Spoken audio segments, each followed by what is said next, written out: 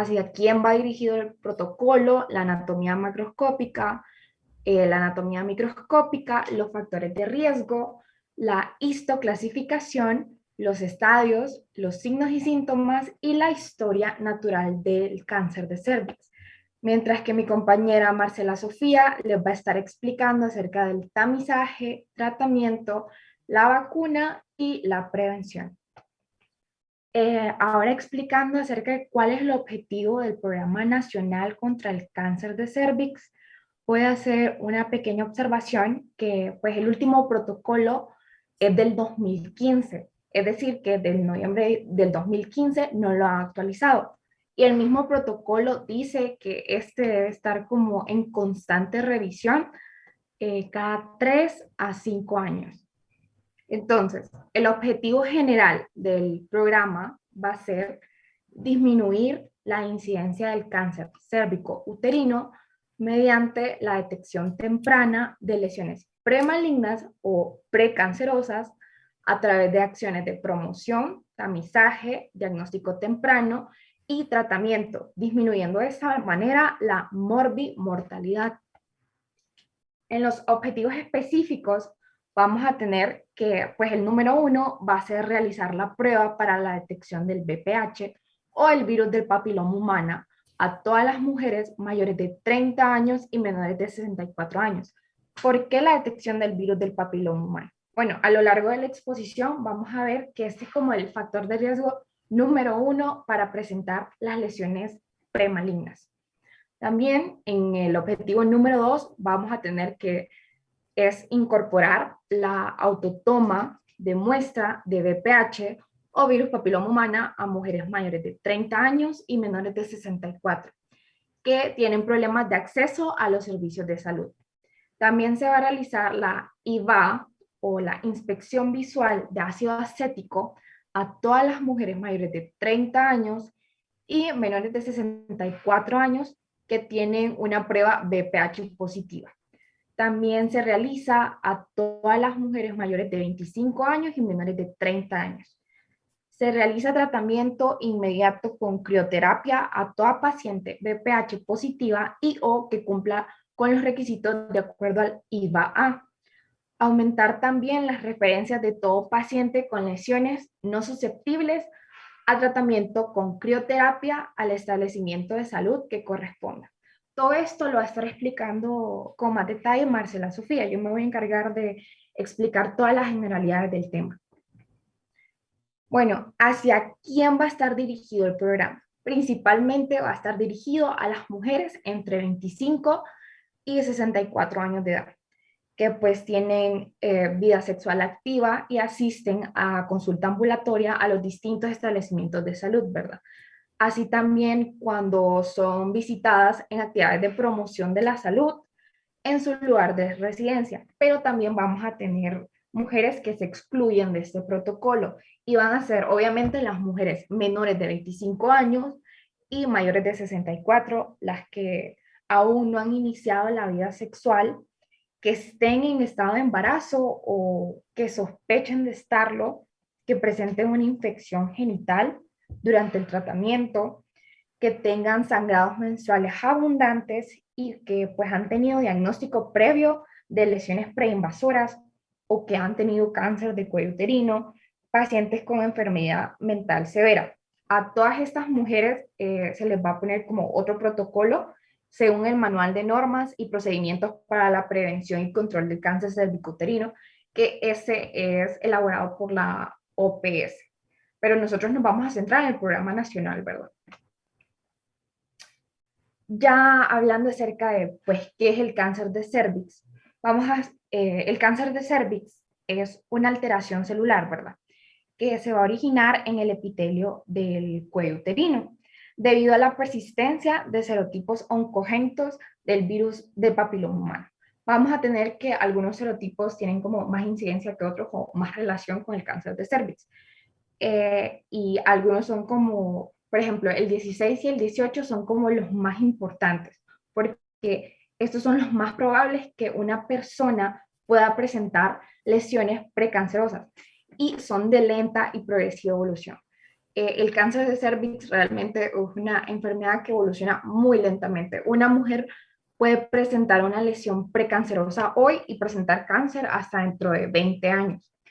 Las lesiones precancerosas o premalignas las vamos a denominar lesión intraepitelial escamosa, que se puede existir en cualquiera de los estadios siguientes.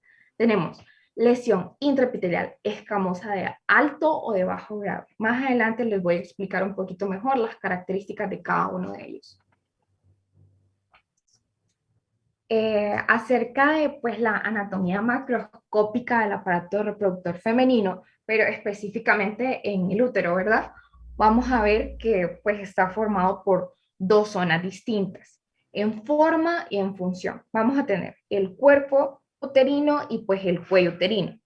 Vemos que el cuerpo va a estar unido a las trompas de falopio y está separado del cérvix por pues, el istmo uterino.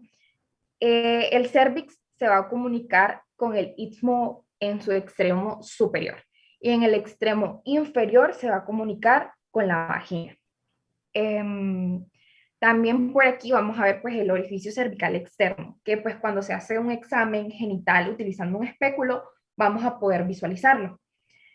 El cérvix específicamente va a consistir de pues, dos porciones. Tenemos una externa, que también recibe el nombre de pues, exocervix, y una interna, que pues recibe el nombre de endocervix. El endocervix va a recubrir el orificio y el canal endocervical. Entre ambas zonas vamos a tener una zona de transición, la cual puede ser pues delgada o gruesa, dependiendo pues de mujer a mujer. Y eso tiene importancia debido a que aquí ocurre el 90% de los cambios anormales, dando lugar a las lesiones premalignas, ¿verdad? Durante la adolescencia, las células cervicales son más vulnerables a los cambios precancerosos, porque pues el cuerpo se está acostumbrando a los cambios que hay, ¿verdad? Entonces, las células también se adaptan a estos cambios y es posible que se desarrolle una metaplasia. Ya vamos a hablar un poco acerca de ello. Aquí podemos ver, ¿verdad? Un cuello uterino normal. Aquí está pues el orificio cervical y pues en la siguiente imagen tenemos una imagen de pues un útero, un cuello uterino con cáncer de cervix, que se puede ver que pues está en los estadios más graves de la enfermedad, pues tuvo que pasar bastante tiempo para que pues el cuello uterino de esta mujer luciera de esta manera.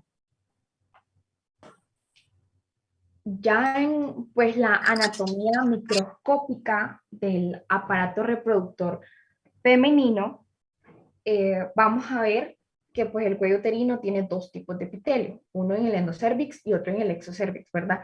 Y se va a distinguir pues por la zona de transición. El exocervix va a estar cubierto pues por un epitelio escamoso estratificado rosado que va a tener múltiples capas, como podemos observar en la imagen. Mientras que el endocervix va a tener solo una única capa celular, que es de un epitelio cilíndrico. Las capas celulares intermedias y superficiales del epitelio escamoso van a tener glucógeno. También tenemos una ubicación, ¿verdad? Que es la unión escamosa o cilíndrica, o también la zona de transición, que va a estar relacionada al orificio cervical externo. Y esto va a variar según la edad. O sea, esto va a estar como cambiando de lugar, se podría decir, dependiendo pues el momento del ciclo menstrual. También otros factores como el embarazo, el uso de anticonceptivos orales, en qué etapa se encuentra la mujer. Y aquí vamos a ver una metaplasia escamosa. La metaplasia no es algo como que alarmante, porque es algo benigno y puede ser reversible. O sea, la metaplasia es como alteración de las células, pero pueden regresar como a su etapa normal. Vemos hay una metaplasia escamosa del cuello uterino, y esta va a consistir pues en el reemplazo fisiológico del epitelio cilíndrico vertido al exocervix por un epitelio escamoso neoformado de células de reserva subyacentes a las cilíndricas. Sofía, ¿sí? discúlpame que te interrumpa, pero es que quería informar que acabo de entrar a la clase para que la doctora me apunte. Está bien. Sí, no hay problema, ustedes solo repórtense aquí en la pantalla, ¿verdad? Que varios ya lo han hecho. Yo también, doctora. Sí, entonces, vamos a ver, Marbelin. Sí, doctora. Marbelin, Roberto Ernesto. Sí, doctora, presente. María Alejandra. Presente. Elena Sofía. Elena no está. Ah, bueno, Sí, entonces. doctora. Elena. Bueno, entonces ya están todos. Porque dos de ustedes. Yo también, doctora, Brian Núñez. Sí, ya lo había visto ahí porque se reportó en la pantalla, ¿verdad? Entonces, si ustedes. Igual yo, doctora, André Quintero. ¿Su nombre? André Quintero. Sí, ya le quité la falta. Ya se la quité. Gracias, doctora. Bueno, continuemos entonces, doctora. Ok, continuando, pues la metaplasia escamosa la vamos a ver en la zona de transición, ¿verdad? En los sitios donde vamos a detectar una metaplasia normal, se trata de eliminar el agente causante para que de esta forma se disminuya el riesgo de desarrollar un cáncer, ¿verdad? Pero una metaplasia también puede progresar hasta una displasia. Y de displasia, finalmente, una neoplasia maligna. Aquí vemos como la evolución de las células, ¿verdad? Aquí vemos las células normales, una hiperplasia, vemos como hay un aumento del número de células, pero en el microscopio todavía se ven normales. En la displasia, pues ya tienen un aspecto anormal al microscopio, pero todavía no son cancerosas. Y luego vemos el cáncer, ¿verdad? Que pues ya penetró la membrana basal y puede seguir a los tejidos subyacentes. Continuando con los factores de riesgo, pues estas están relacionadas con características tanto del virus como el huésped, ¿verdad? Y el factor de riesgo más importante es la infección del cuello uterino por el virus de papiloma humano o VPH. Otro factor de riesgo es la edad temprana en la primera relación sexual. Una mujer que ha tenido múltiples compañeros sexuales pasados y presentes, también un compañero que ha tenido múltiples compañeras sexuales pasadas o presentes, también mujeres que pues, han tenido exposición a ITS como el virus del herpes, clamidia, etcétera. También el inhalar humo de tabaco, humo de leña u otro producto que contenga sustancias cancerígenas, el escaso acceso a los servicios de salud y educación, un bajo nivel socioeconómico y pues mujeres entre los 30 y 59 años de edad que pues nunca se han tomado una citología cervical. Antes de continuar con la clasificación histopatológica, pues las lesiones preinvasoras, quiero que quede claro como tres términos. El carcinoma in situ, el cáncer cervicuterino microinvasor y el cáncer cervicuterino invasivo. El carcinoma in situ lo vamos a ver cuando se ha afectado todo el espesor epitelial, pero todavía no hay invasión como tal en la membrana basal. El cáncer cervicuterino microinvasor, vamos a ver que ya hay una ligera invasión a través de la membrana basal. Y en el cáncer cervicuterino invasor, ya hay una masiva invasión a través de la membrana basal y los tejidos subyacentes, ¿verdad? Entonces es una de las etapas con pronóstico más lamentable. Y aquí vemos una imagen, ¿verdad? Aquí está la hiperplasia, que hay un aumento del número de células, pero pues todavía es normal. El carcinoma in situ, que pues no penetra aún la membrana basal, y ya pues el cáncer invasivo, que puede penetrar otros órganos. Esto de histoclasificación histopatológica de las lesiones preinvasoras del cuello uterino es más que todo terminología. O sea, en distintos países utilizan el término displasia, en otros neoplasia intraepitelial cervical, y pues en otro sistema de notificación citológica de Bethesda. Pues con la función o con el objetivo de clasificar la enfermedad en distintas etapas y ver qué tratamiento es más adecuado, cuáles son los métodos de prevención, ¿verdad? En Honduras ustedes van a escuchar pues el término de neoplasia intraepitelial cervical o NIC, y voy a hablar un poco de cómo se clasifican cada uno de ellos. Comenzando con pues, la displasia cervical, vamos a tener que pues, este es un trastorno del desarrollo y diferenciación celular que se manifiesta por alteraciones en volumen y forma de las células del epitelio cervical. Es un trastorno precursor de una neoplasia en la mayoría de los casos. Es como bastante parecido al NIC, ¿verdad? Y no hay participación en todo el espesor epitelial. Esta se va a clasificar en 3. Vamos a tener leve, moderada y severa. En la imagen podemos ver como un cuello uterino normal. Luego tenemos NIC1 o aquí puede ser pues displasia cervical leve. En el NIC2 vamos a tener moderada o severa y pues el otro es cáncer, perdón. Ahora con neoplasia intraepitelial cervical, de igual forma que la anterior, se va a clasificar en 3. NIC1, NIC2, NIC3. Pues la neoplasia intraepitelial tipo 1 se va a referir a la presencia de cambios anormales leves en el cuello uterino, ¿verdad? Observables en una biopsia. Alto porcentaje de las mujeres con este resultado no necesita tratamiento, ya que pues las anormalidades van a desaparecer por sí mismas. Sin embargo, algunas mujeres pueden tener o pueden desarrollar una enfermedad en el cuello uterino que necesita tratamiento.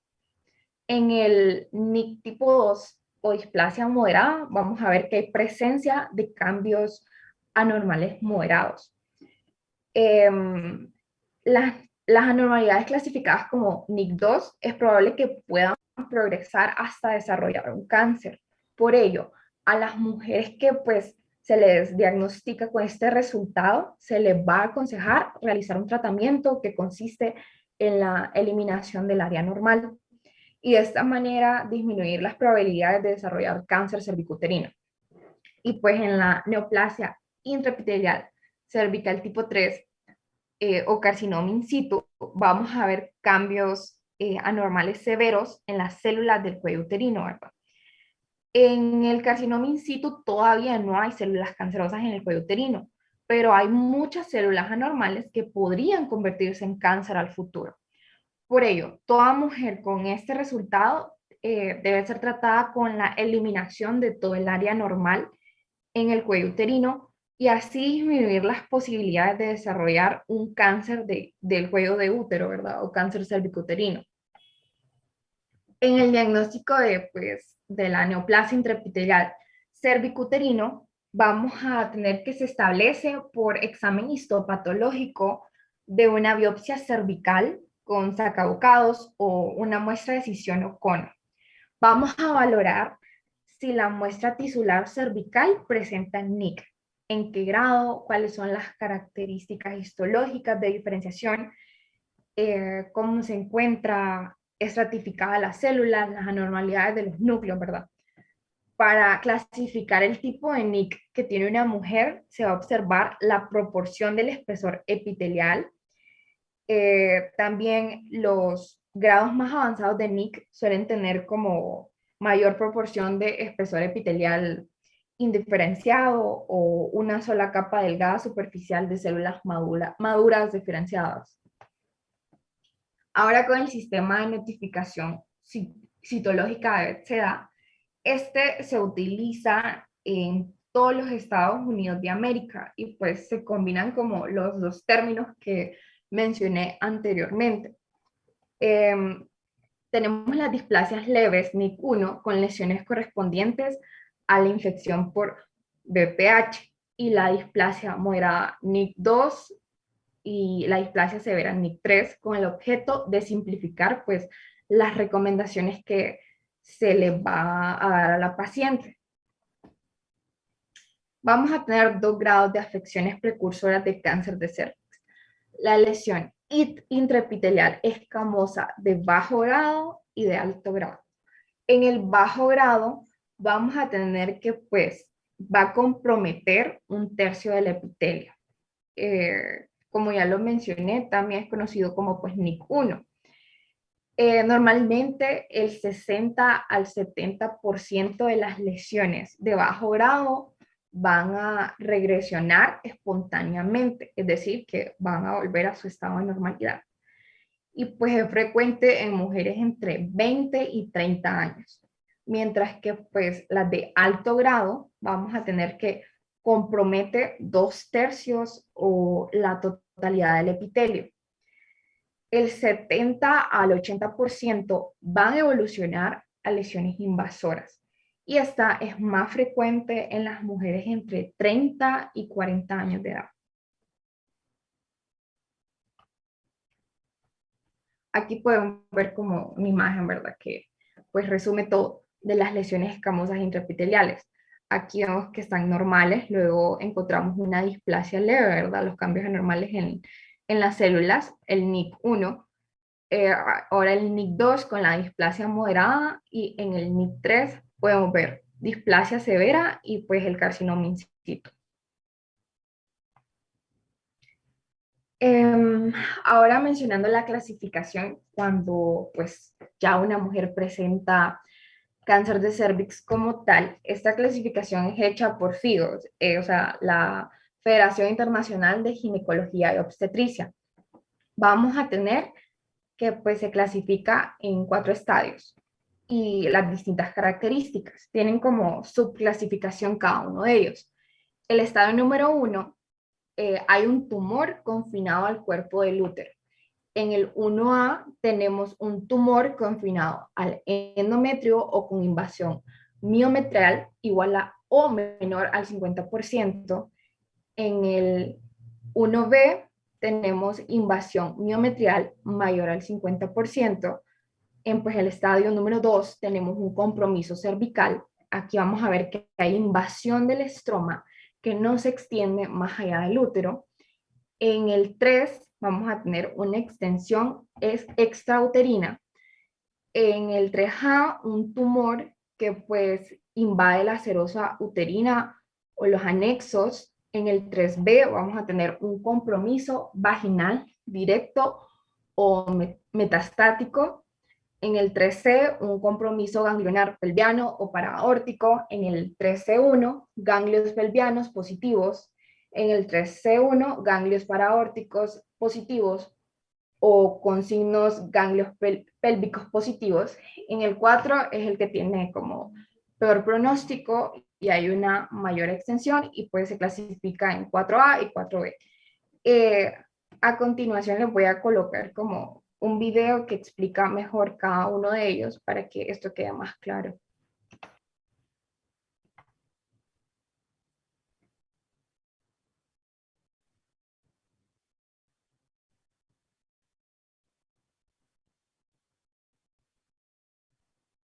La estadificación del cáncer cervical se refiere a la extensión de la enfermedad. Los médicos estadifican la enfermedad según el tamaño del tumor y si se ha extendido a tejidos cercanos u otros órganos del cuerpo. El estadio 0 no se considera invasivo, porque las células cancerígenas se encuentran solo en la capa superficial de las células del cuello uterino. El estadio 1A se considera cáncer invasivo, porque el tumor microscópico crece a través de la capa superficial de las células hasta el tejido cervical subyacente y tiene de 3 a 5 milímetros de profundidad por 7 milímetros de ancho. El cáncer cervical de estadio 1B presenta 2 escenarios. Uno, donde el tumor aún puede verse solo con un microscopio, pero mide más de 5 milímetros de profundidad y 7 milímetros de ancho. En el segundo escenario para el estadio 1B, el cáncer puede verse sin un microscopio y tiene más de 4 centímetros de diámetro. En el estadio 2A, el tumor se extiende más allá del cuello uterino, hasta los 2/3 superiores de la vagina, pero no llega a los tejidos que rodean el útero. En el estadio 2B, el cáncer se extiende a los tejidos que rodean el útero.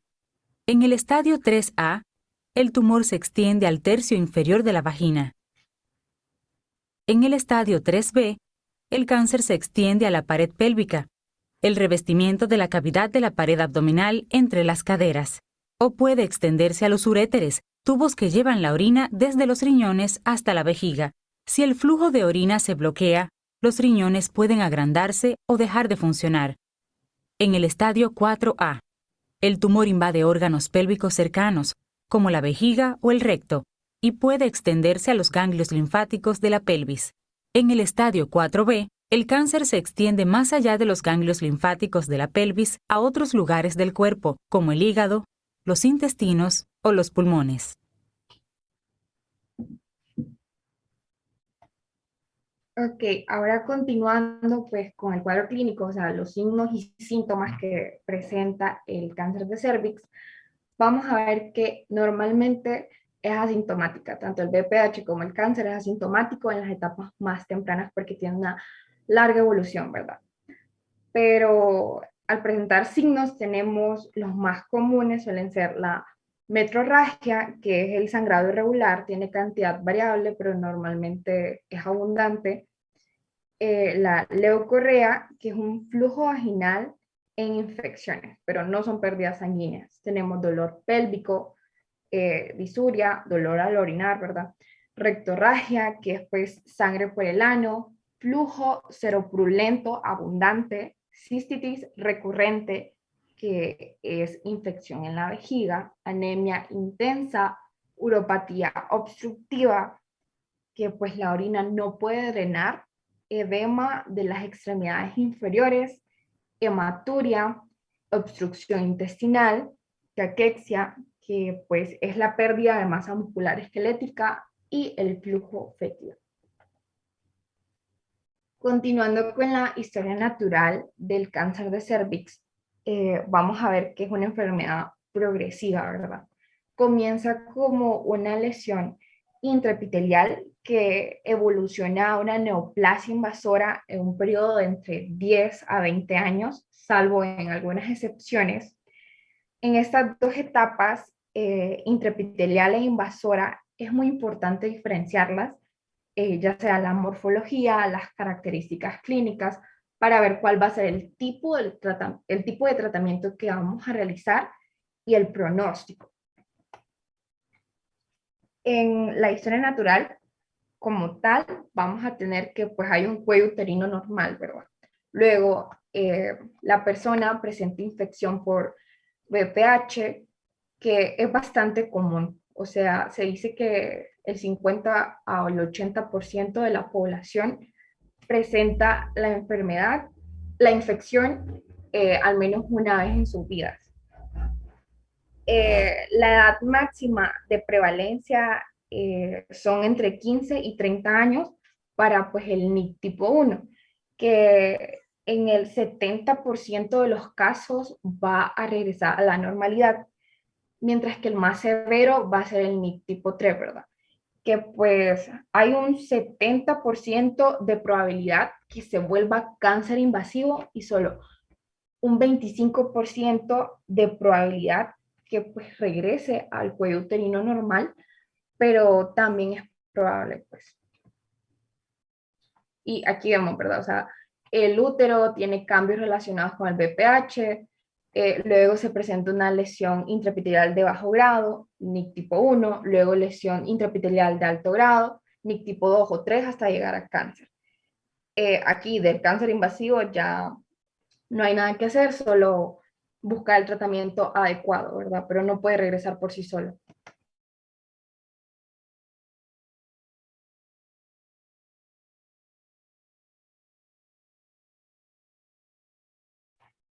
Bueno, ahora continuando con las estadísticas de cáncer de cervix en nuestro país, vemos que según la CESAL, la tasa de cáncer cervicuterino es de 29.4 por 1000 habitantes con 991 casos por año, lo que implica acciones concretas e inmediatas que están siendo abordadas por la CESAL.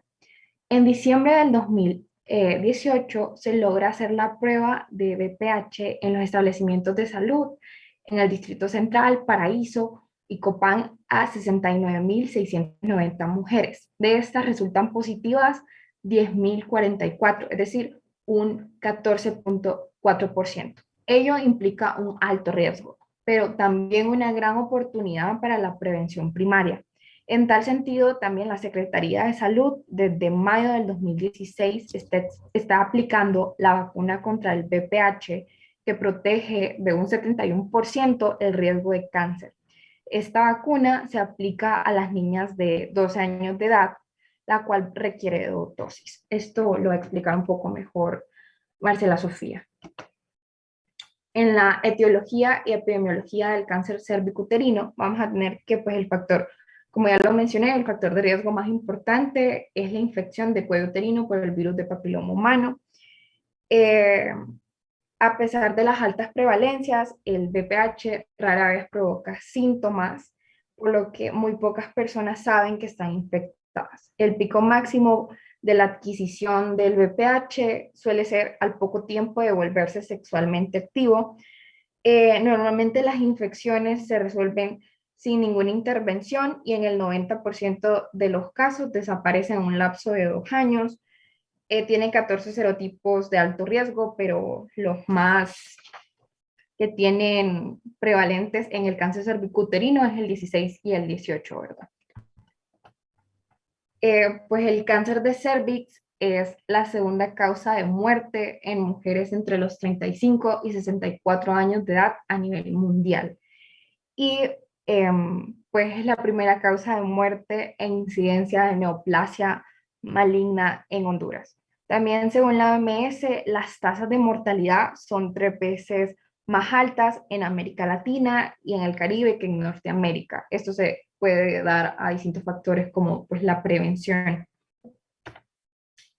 Según un estudio que realizó la Universidad Nacional Autónoma de Honduras en el año 2019, por población, el Distrito Central registra la mayoría de los casos de mujeres con cáncer de cervix, seguido de los departamentos de La Paz, Intibucá, El Paraíso, Comayagua y Lempira.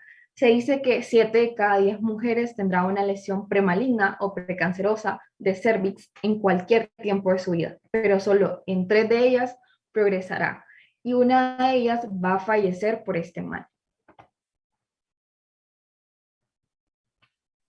Bueno, a continuación voy a seguir yo, Marcela Sofía, con la parte del tamizaje.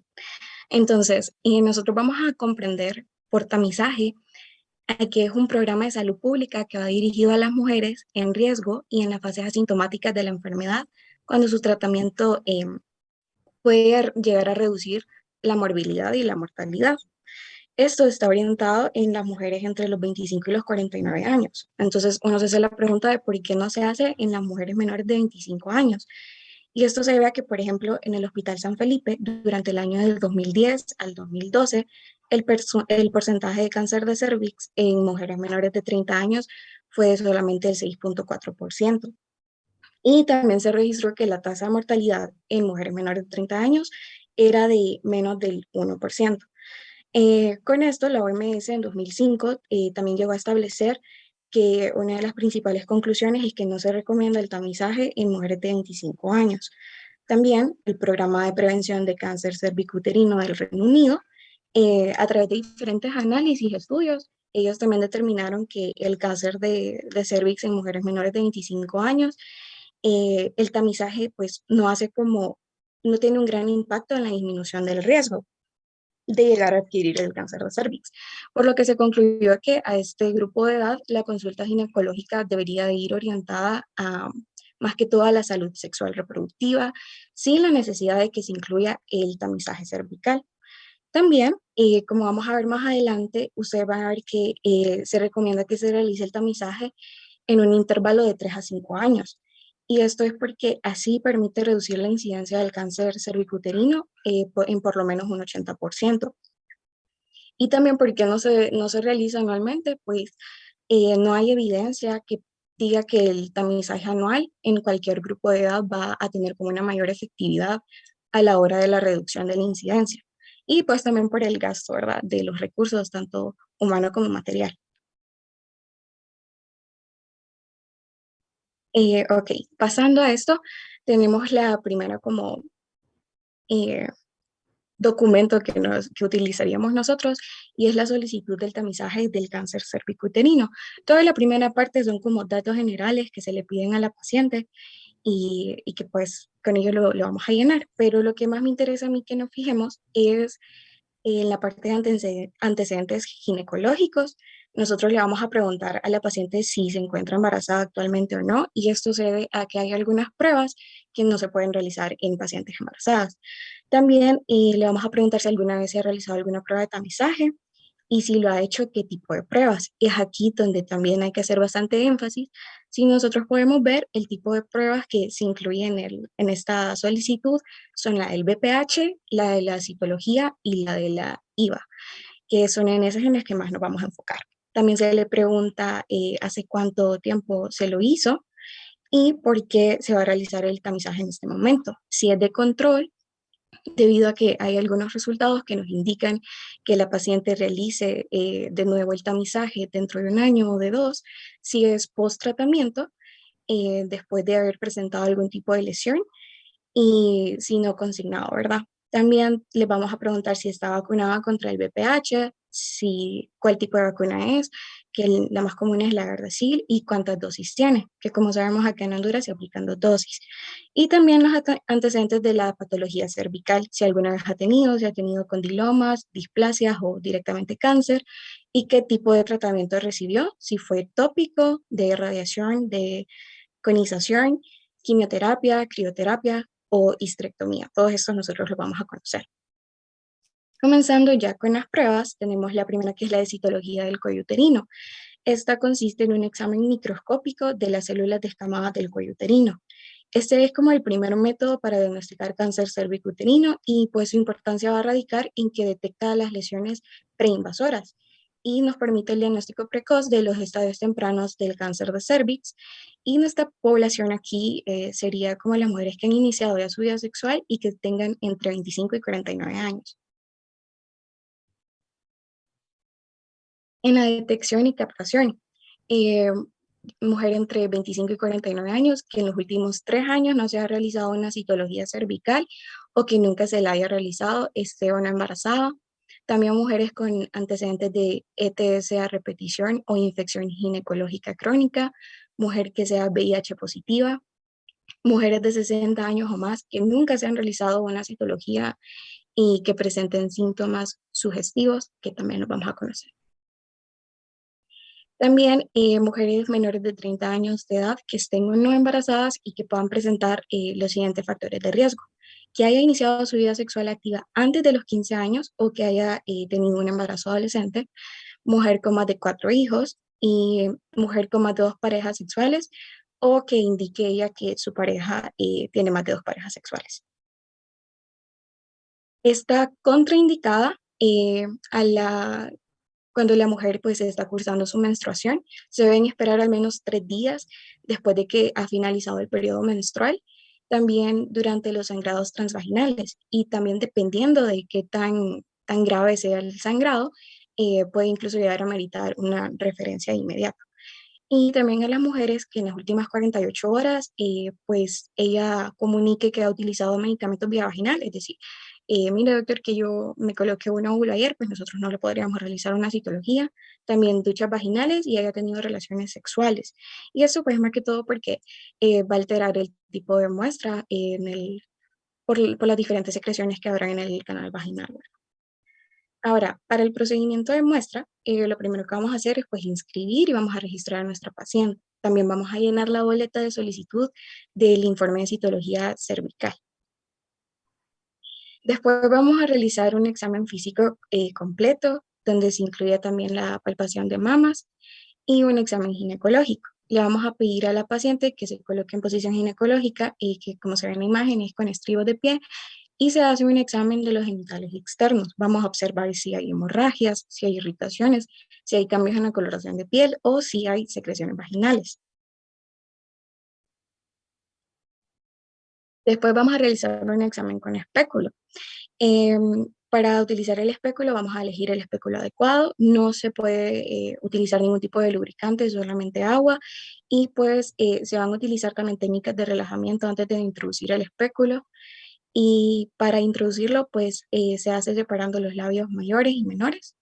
Y aquí mismo vamos a hacer un examen macroscópico de los hallazgos. Después, ya para la toma de muestra, nosotros vamos a utilizar el extremo ondeado de la espátula de aire y se va a raspar ligeramente el orificio cervical externo. Lo vamos a hacer girándolo 360 grados de izquierda a derecha. Después vamos a retirar cuidadosamente la espátula y lo obtenido lo vamos a raspar extendiéndolo inmediatamente sobre la lámina portaobjetos. Y esto lo vamos a hacer siguiendo la dirección de izquierda a derecha en forma uniforme.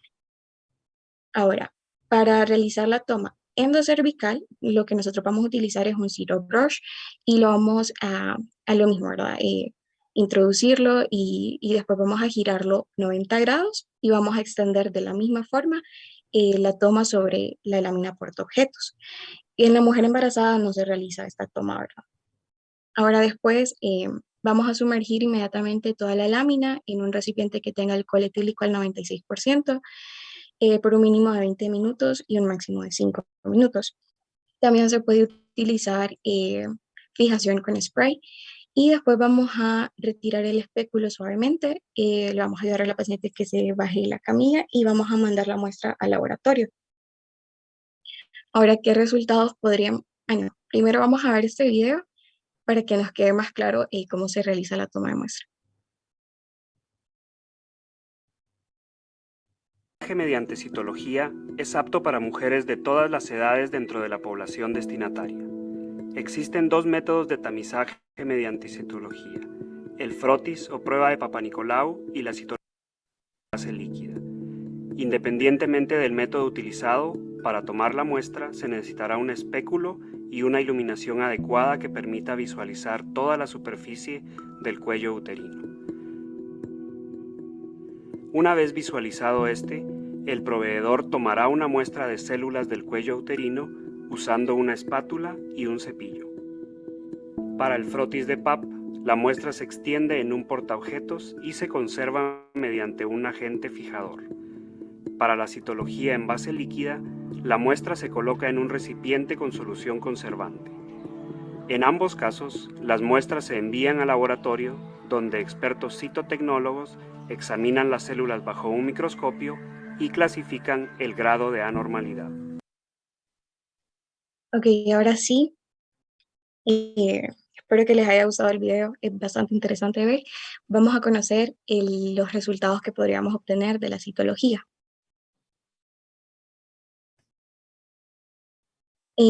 Como primer resultado, una citología no útil o no satisfactoria, pues nosotros tenemos que repetir la citología lo más pronto posible.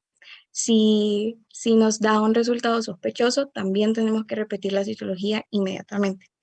Si nos da una citología negativa, en donde nosotros no tenemos sospechas clínicas, donde anteriormente nuestra paciente tuvo citologías negativas, vamos a repetir la prueba hasta dentro de 3 años. Si la citología nos dio negativa, pero tenemos una sospecha clínica, es decir, un cuadro anormal clínico, que lo vamos a conocer más adelante, vamos a repetir la citología inmediatamente y también se le va a indicar una prueba de colposcopía. Y si nos sale una citología positiva, lo vamos a referir al médico especialista. Ahí también se le va a indicar una colposcopía, una biopsia y un tratamiento pues de acuerdo a su resultado. Ahora, en la colposcopía. Este es un método que consiste en observación directa del tracto genital inferior mediante el instrumento óptico llamado colposcopio. La colposcopía debe ser necesariamente selectiva, es decir, no es un examen de rutina, es un examen que el doctor indica dependiendo del resultado, por ejemplo, de la citología. ¿Y cuál es la población? Bueno, primero que todo, pacientes con citología anormal y pacientes con cuadros clínicos anormales debería de pasarse directamente a este procedimiento y para ganar tiempo y evitar citologías con falsos negativos, como lo vimos en el flujograma anterior. Y cuando nosotros hablamos de cuadros clínicos anormales, nos referimos a, por ejemplo, que la paciente indique que tiene sangrado postcoito o sangrado intermenstrual, que tenga una lesión cervical persistente que parece benigna, pero que incluso aún recibiendo tratamiento, pues como cauterización o antibióticos no le llega, o lesiones cervicales sospechosas como leucoplasia y tumores visibles. Durante la exploración de la colposcopía, nosotros vamos a buscar las siguientes características: la extensión de la lesión, es decir, qué tan grande es, el patrón de superficie, si es lisa, si es uniforme, si es granulosa, si es nodular, la coloración que tiene, el espesor del epitelio, la densidad celular, su queratinización, y, o sea, si modifica el color observado, también el patrón vascular, es decir, si se observan alteraciones en el tamaño, en la forma, en el calibre, en el curso, en el número de los vasos, ¿verdad? Y ante la ausencia de colposcopio, o que también se llevan de la mano junto con la colposcopía, tenemos por ejemplo la biopsia de 4 cuadrantes, que pues se toman por lo menos 4 biopsias correspondientes a los 4 cuadrantes de la zona de transformación cervical, como se ve en la primera imagen, ¿verdad? Cómo están ubicadas las lesiones. Y la prueba de Schiller, que es para dirigir las biopsias a las zonas iodonegativas. Y esto se basa en el principio que las células dañadas no se van a teñir con negro. Y ahí tenemos también un resultado negativo y un resultado positivo para Schiller. Ahora, la siguiente prueba es la detección del ADN del VPH. La identificación de los tipos de virus del papiloma humano asociados con el cáncer cervicouterino en una muestra de células pues tomadas del cuello uterino o de la vagina mediante pruebas existentes en el comercio que identifican el ADN del VPH. Pasemos de un solo al procedimiento. Quiero comentarles, como lo dijo Sofía, en los objetivos se implementó una autotoma de muestra de VPH, que es cuando el médico, bueno, cuando alguien del servicio de salud lleva los elementos y los materiales necesarios a la casa de la paciente para que ella misma se realice la autotoma. El problema en esto está en que, como nosotros sabemos, todo este tipo de cosas como lo de los reactivos, el tubito, el cepillo, todo debe manejarse con muchísimo cuidado por la contaminación y que pues puede alterar la toma. Entonces, lo más seguro es que la recolección y la toma se lleve a cabo por alguien realmente capacitado, ¿verdad? Entonces, esa es la que tenemos acá. Nos vamos a cerciorar que pues la paciente haya recibido consejería y que haya sido informada sobre la prueba y qué tipo de resultados podría obtener. Después vamos a preparar todos los materiales necesarios, los guantes, el espéculo, el túbulo colector, el cepillo endocervical e hisopos. Vamos nosotros a llenar la boleta de tamizaje y vamos a rotular el túbulo colector el tubo colector, perdón, con los datos necesarios de la paciente. Y después le vamos a indicar a la paciente también cómo colocarse en la camilla, con la posición ginecológica, y vamos a empezar un examen con espéculo, el que ya les había explicado. Después vamos a realizar la toma de muestra. Vamos a introducir el cepillo entre 1 a 1.5 centímetros en el orificio externo del cervix hasta que las cerdas exteriores del cepillo toquen el exocervix. Lo vamos a girar 3 veces y se va a retirar el cepillo sin que toque las paredes vaginales para evitar cualquier tipo de contaminación. Y después vamos a introducir el cepillo hasta el fondo del tubo colector y lo vamos a cerrar y lo vamos a enviar al laboratorio. ¿Qué tipo de resultados podríamos obtener de la prueba de VPH? Primero, negativo. Si es una paciente con VIH negativo, vamos a realizar el tamizaje hasta dentro de 5 años, y si es VIH positivo, dentro de 3 años. Si no sale positiva, nosotros lo que vamos a indicar es una IVA, pues para medir el grado de la lesión, y si la IVA no sale negativa y lo vamos a determinar si tiene acceso a colposcopía, la vamos de un solo a referir. Sin acceso a colposcopía, le vamos a dar seguimiento al cabo de 1 año. Si no sale positiva, la IVA también vamos a elegir si la paciente es candidata para la crioterapia. Y si lo es, la vamos a tratar y le vamos a dar seguimiento al cabo de 1 año. Y si no es, pues la vamos a también a referir. Y si nosotros tenemos sospecha de cáncer, le vamos a dar una referencia directamente, ¿verdad?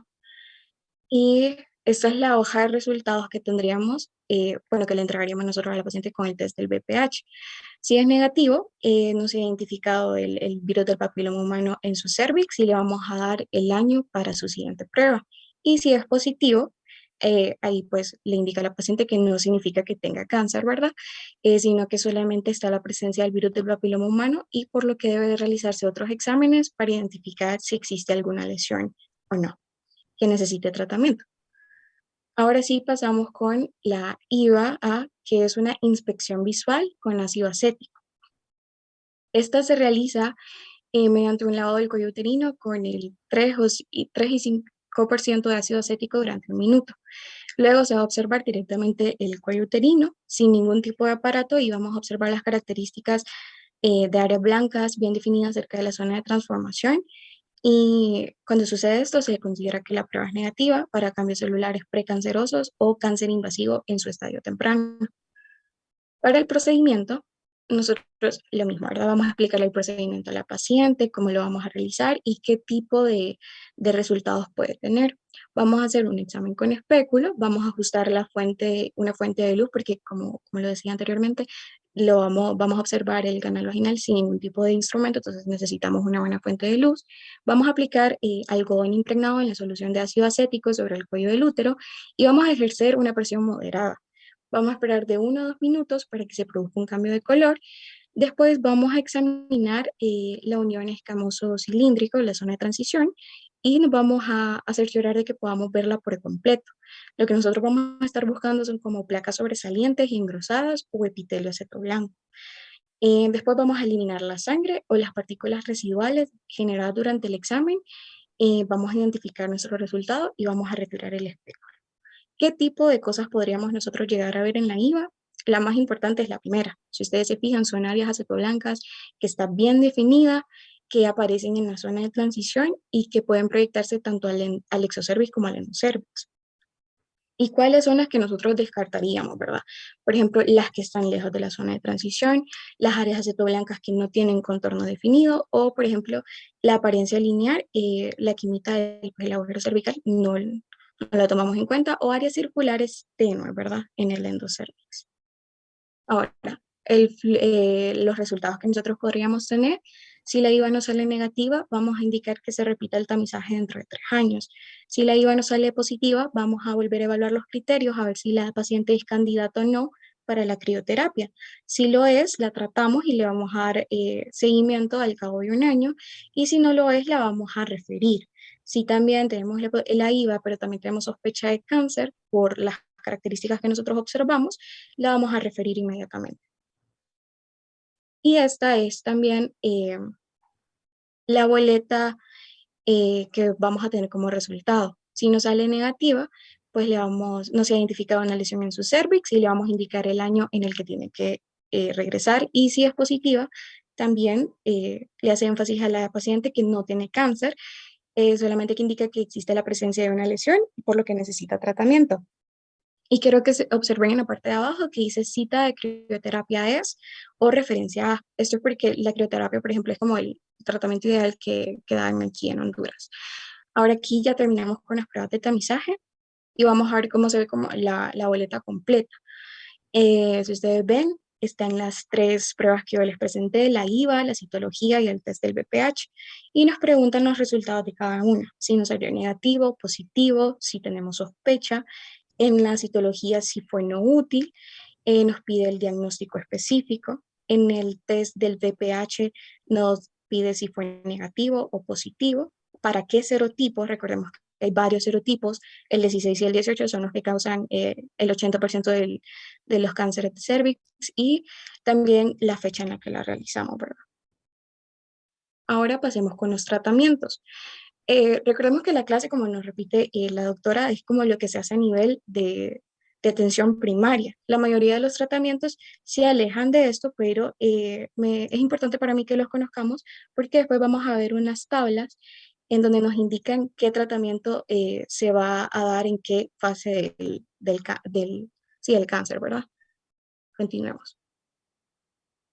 La conización es un procedimiento quirúrgico mínimamente invasivo que se lleva a cabo para tratar las lesiones del cuello uterino. También la intervención se va a llevar a cabo introduciendo en la vagina un espéculo y a través del cual se van a introducir pequeñas asas de conización o con bisturí con las que se va a tratar la lesión. Se puede usar como tratamiento en una resección total, pero también es un tipo de biopsia, pues, para ver los estadios de la enfermedad. Aunque en la actualidad ya no se recomienda utilizar la conización por bisturí, ¿verdad? Ahora pasemos con la histerectomía. Este es un procedimiento quirúrgico invasivo que se hace para extraer el útero de una mujer. Con esto, la mujer va a interrumpir sus periodos menstruales y tampoco podrá volver a embarazarse.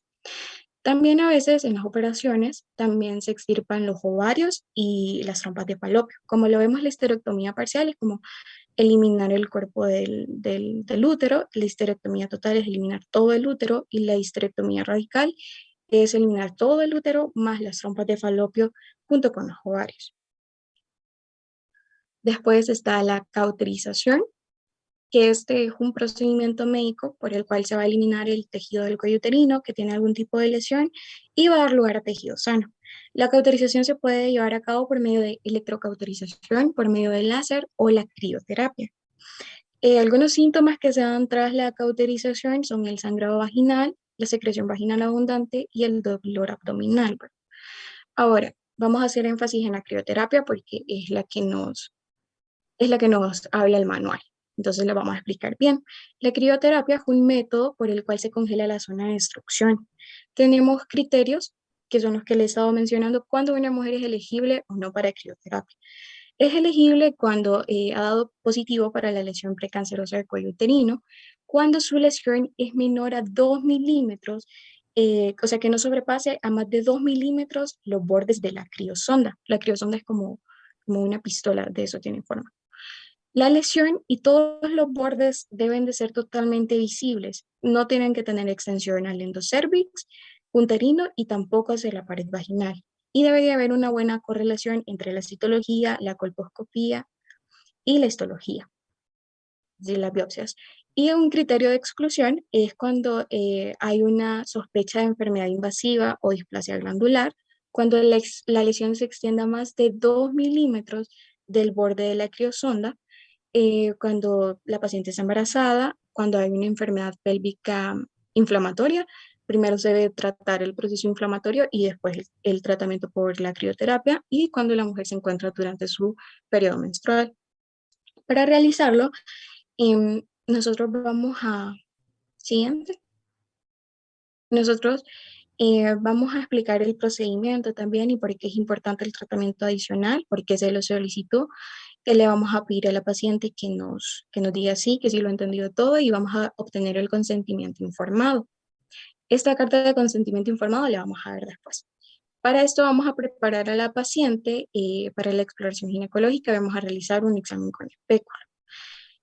Vamos a aplicar la punta de la criosonda en el centro del orificio del útero y vamos a asegurar que la sonda cubra adecuadamente la lesión.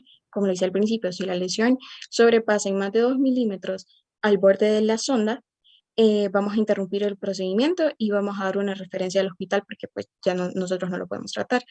También nos vamos a asegurar de que la pared vaginal no entre en contacto con la criosonda, porque pues de lo contrario puede llegar a causar una lesión por congelación en la vagina. También vamos a regular el temporizador después de hacer todo esto y vamos a soltar el gatillo de gas para enfriar a la sonda. Vamos a dejar que transcurran 2 ciclos de congelación y 1 de descongelación. Primero son 3 minutos de congelación y después 5 minutos de descongelación y luego otros 3 minutos de congelación. En cuanto termine la segunda congelación, vamos a guardar un momento hasta que la sonda se vaya a descongelar, pues para evitar cualquier daño. Esto es porque si la retiramos antes, podemos llegar a arrancar el tejido del cuello uterino y no es lo que queremos. Después vamos a girar delicadamente la sonda y la vamos a retirar. No vamos a introducir ningún tipo de gas a la vagina, vamos a retirar el espéculo y le vamos a pedir que regrese a las 6 semanas para que se realice una exploración ginecológica para verificar la curación, y al año vamos a indicar una nueva IVA. Ahora sí, siguiente. Esta es la carta de consentimiento. Miren, en la carta de consentimiento, la verdad es que es bastante completa. Le dice a la paciente, le explica muy bien el procedimiento, le explica los riesgos, le explica por qué es necesaria, le explica los síntomas que puede llegar a tener después, las complicaciones que puede llegar a tener, y nosotros se la vamos a entregar a ella. Nos vamos, al momento de entregársela, nosotros también le vamos a volver a explicar el procedimiento, no vamos a utilizar tecnicismos, ¿verdad? Lo vamos a hacer lo más simple posible. Vamos a cerciorarnos de que la familia de la paciente o quien la esté acompañando no ejerza presión, digamos, a que se someta por completo al tratamiento o a que no lo haga, ¿verdad? Tiene que ser puramente voluntad de la paciente y le vamos a pedir que la firme y nosotros también vamos a dejar todo por escrito.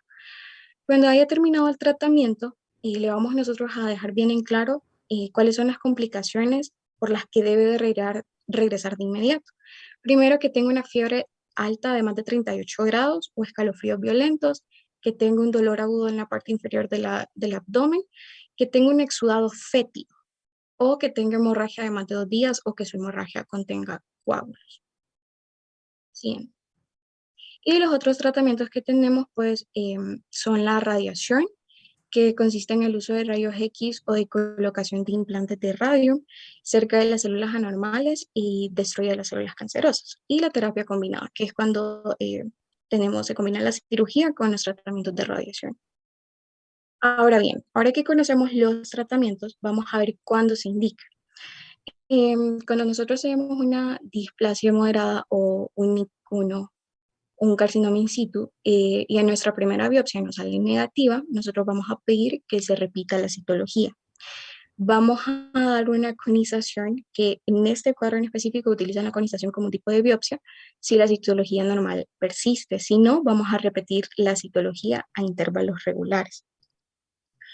Después, para una displasia o un NIC3, vamos a cauterizar toda la zona de transformación, vamos a pedir una citología a los 6 meses y vamos a conizar si la citología anormal persiste.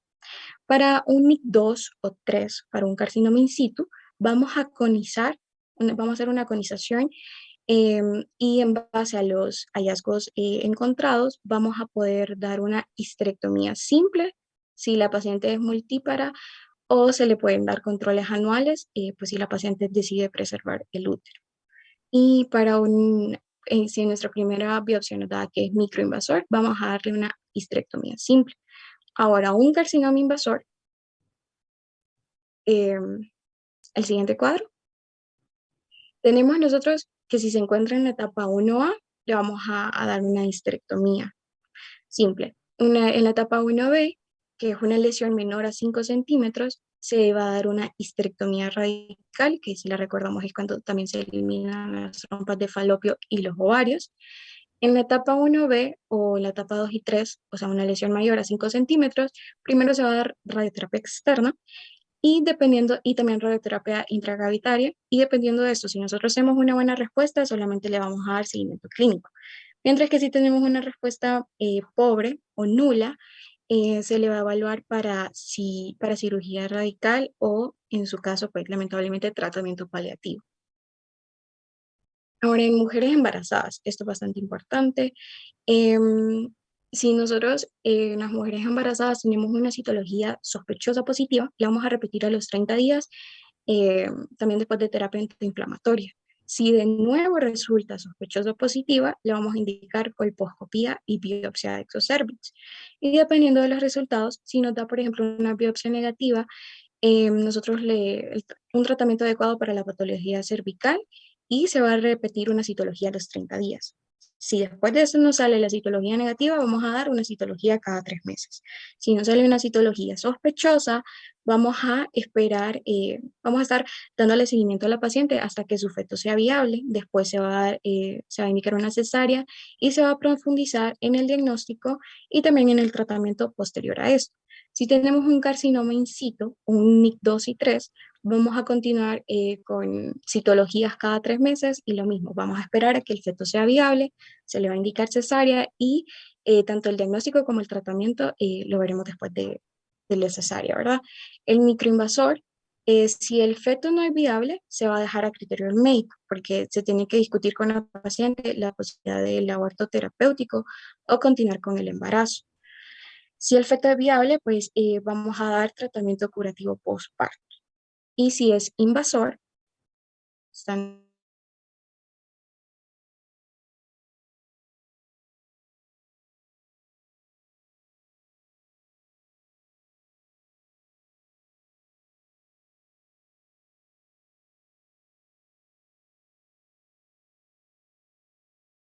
con feto en útero. También el médico y su paciente van a discutir esto, ¿verdad? Y si el feto tiene más de 25 semanas, vamos a dar una cesárea cuando el feto sea viable y después se le va a indicar una histerectomía radical. Para la etapa 2 y 3, hasta las 25 semanas se va a dar aborto terapéutico o histerectomía con extracción del feto y se va a continuar con radiación externa. Y más de 25 semanas se va a dar una cesárea cuando el feto sea viable y una radiación externa y también sesión intracavitario. Como vemos, pues la verdad es que esto sale de las manos en cuanto a lo que nosotros podríamos llegar a realizar, pero es bastante interesante y creo que es necesario que todos lo conozcamos. Ahora pasemos ya para terminar con la prevención. Y para hablar de la prevención, y lo más importante pues es la vacuna contra el VPH, ¿verdad? Entonces conozcamos a la vacuna. La vacuna, la más común es la Gardasil. Esta protege contra los tipos de VPH 6, 11, 16 y 18. Los serotipos 16 y 18 son son dos virus que causan más del 80% del cáncer de cervix. El número de dosis que se aplica son 2, disculpen el error ahí. La primera dosis es cuando la paciente llega y la segunda dosis es a los 6 meses después de la primera, ¿verdad? También hay en algunos lugares donde sí se aplican 3. La primera dosis es cuando la paciente llega, la segunda dosis es a los 2 meses y la tercera es al año. Porque nosotros lo hacemos con este esquema, de primero una fecha elegida y la segunda dosis 6 meses después. Se recomienda vacunar contra el VPH a las niñas entre 9 y 14 años de edad y también personas inmunosupresas o inmunodeprimidas, como la VIH positivo, y también a las mayores de 15 años. Las contraindicaciones: está contraindicada para las pacientes embarazadas y personas que estén moderada o gravemente enfermas. Como datos extra, tenemos que su vía de aplicación es intramuscular en el deltoides, también que en el 2015 se incorporó al esquema de vacunación y en el 2016 inicia su aplicación. Yo creo que la mayoría de nosotros no alcanzó la vacuna del VPH porque en ese momento solamente era para de 12 años y creo que en ese momento no, o no sé si alguna de nosotros sí lo logró, ¿verdad? De las compañeras que estamos acá.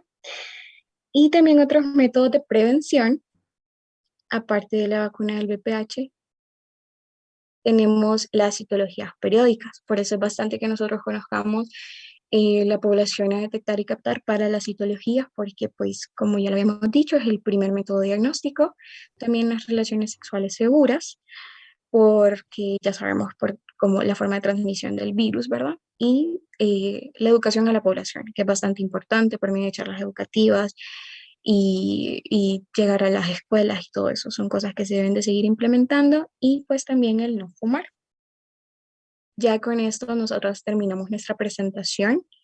Es un tema bastante bonito, bien interesante, y creo yo que se vuelve más bonito y más interesante cuando conocemos los datos estadísticos y cómo afectan a nosotros directamente a la población hondureña y a las mujeres en el mundo, ¿verdad? Espero que lo hayan disfrutado. No sé si la doctora o alguno de ustedes quiere agregar o comentar algo. ¿Tienen alguna pregunta, jóvenes? Yo sé que a veces no lo hacen. Bueno, estamos virtualmente, pero he comprobado que aunque estemos presencial, ustedes no gustan de discutir o hacer preguntas lastimosamente, ¿verdad? Porque el tema es sumamente interesante y recordemos que es la primera causa de cáncer en Honduras. Entonces, el cáncer de cervix nos mata, ¿verdad? Está matando a nuestras mujeres. Entonces, si no tienen ninguna pregunta, muchas felicidades, ¿verdad? Las compañeras que nos presentaron el tema, porque estuvo muy completo. El hecho de que proporcionemos información que no se practique en las unidades de salud no importa, porque nosotros tenemos que conocer el tema en general, ¿verdad? Obviamente cuando ustedes lleven la clase de ginecología en quinto y sexto o en cuarto año van a ver el tema con mayor detalle, pero ninguna información está de más. Entonces me imagino que aunque no comenten nada, pues el tema les parece